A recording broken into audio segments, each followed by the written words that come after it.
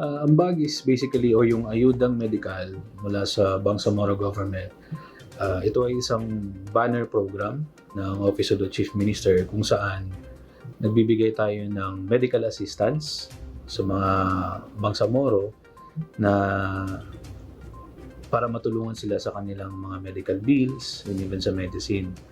Ito ay banner program ni Chief Minister to in line with the call for moral governance and the intent of the government of the day to really bring the government closer to the people. Several reasons. So, una, especially when we just had the turnover from ARM to BARMM, dumagsa na yung mga tao na humingi ng tulong financially, pero karamihan nun is dahil nga dun sa mga hirap silang mag-settle ng kanilang mga hospital bills. So in view of that, the Chief Minister gave directive to us na mag-come up with a program para matulungan yung mga tao na ito. At kaya ako naisip natin yung medical assistance program na Ambag. Mataas to begin with yung mortality rate, especially for infant mortality. Unfortunately, sa case ng Bangsamoro, various reasons. Sa child or infant mortality, karamihan dito is dahil sa severe malnutrition na medyo nakakapanghina kung isipin mo na at this day ay meron pa rin mga kabataan, mga bata na namamatay dahil nga lang sa simpleng severe malnutrition. Yung aim naman natin to help or give assistance doon sa mga hospital bills is una, to partially address yung mortality rate, but these are just everyday concerns or these are just small scale program na makakatulong doon sa pag-ease noon. Addressing the mortality rate in the Bangsamoro requires really comprehensive approach, mapa-macro and micro. Itong Ambag, we can consider to some extent as a micro approach to ease yung mortality rate doon sa Bangsamoro. Kasi ang nangyayari ito is parang ang pasok nito sa last stage na of the intervention. Gaya nga sa commercial, prevention is better than cure. So to substantially and sustainably address malnutrition or mortality rate for that matter, dapat meron kang mga preventive approach. Ito kasi medyo nasa last stage na dun sa pag-cure na. But that in itself is very important. Kasi marami sa mga kasama natin, mga kababayan natin, mga Bangsamoro na una hirap mag-settle ng hospital bills, and dahil dun sa kamahalan, yung iba nagre-resort na lang na wag na lang dahil hospital kasi ganoon din naman, wala tayong pambabayad. Joke pa nga sa atin gusto dito matay na sakit, matay tas ka bombayad sa hospital. So we want to somehow help our people na matugunan yung pangangailangan na yun. We have partnered with initially 11 hospitals within the region. So ang mga hospital na ito ay yung dito sa atin sa Cotabato, CRMC, even yung kalapit na hospital, yung sanitarium, may Pakpak, meron din sa Basilan, Sulu, Tawi-Tawi, and even sa Lanao. We are going to expand that to include other areas in, not necessarily within the Bangsamoro, pero maraming Bangsamoro nagre-reside para matulungan din natin yung mga outside BARMM, mga constituents natin. Ang process is for them to prepare yung bill, medical abstract, and ipunta nila ito sa mga designated na Ambag desk officers. Naka-station yan sa mga hospital mismo. So we really wanted to have it a convenient one-stop shop doon sa mga gusto mag-avail. So kailangan lang nilang hanapin yung Ambag desk officer sa mga hospital na nabanggit ko kanina. Ibigay lang nila yon, yung medical abstract, yung final bill, final na, hindi yung mga partial bill lang. And then i-evaluate ito ng ating mga desk officer, and then they will be given the endorsement letter specifying kung ano yung amount or magkano yung amount na iso-shoulder ng Ambag. 11 hospitals within the BARMM region.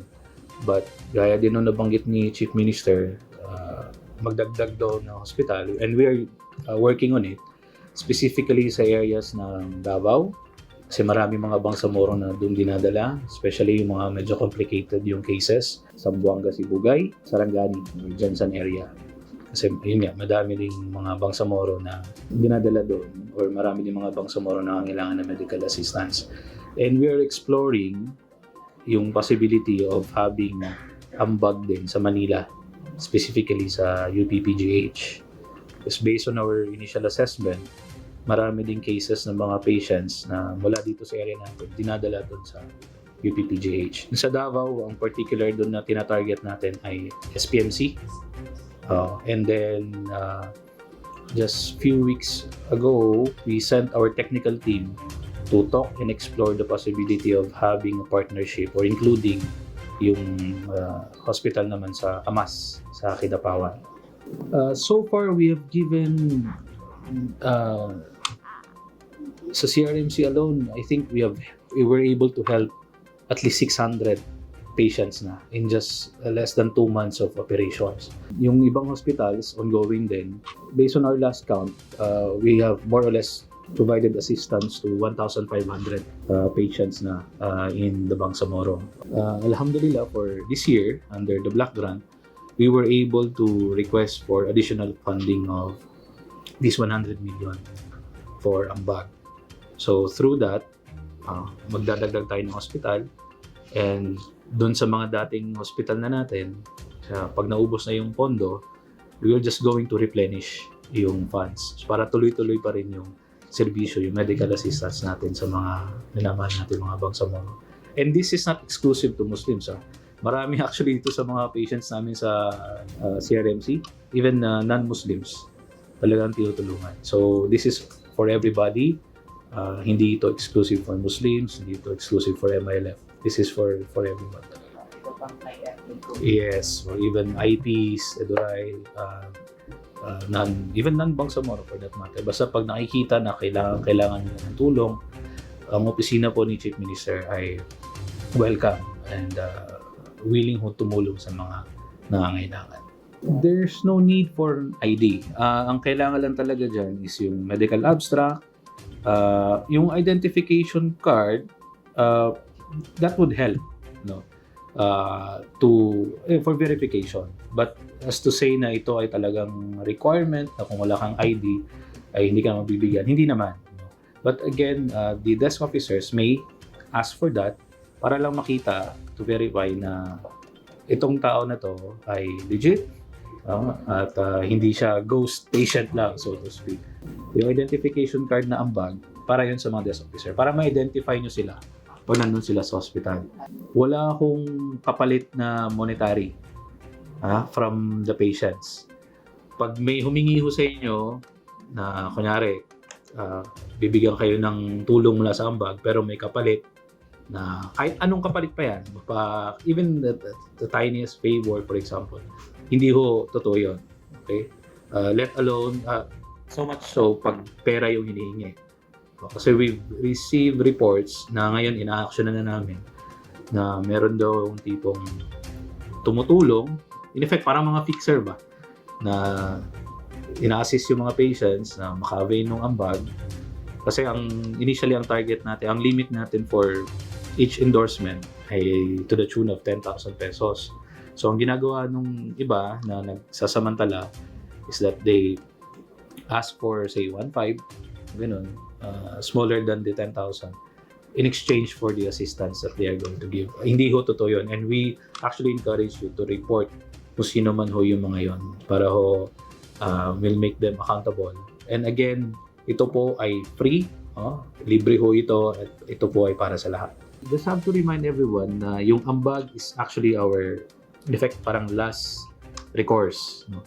Kasi meron namang PhilHealth, meron din namang binibigay yung MSS officers natin, and meron ding mga medical assistance actually from other government entities, no? Yung ambag, yun yung panghuli.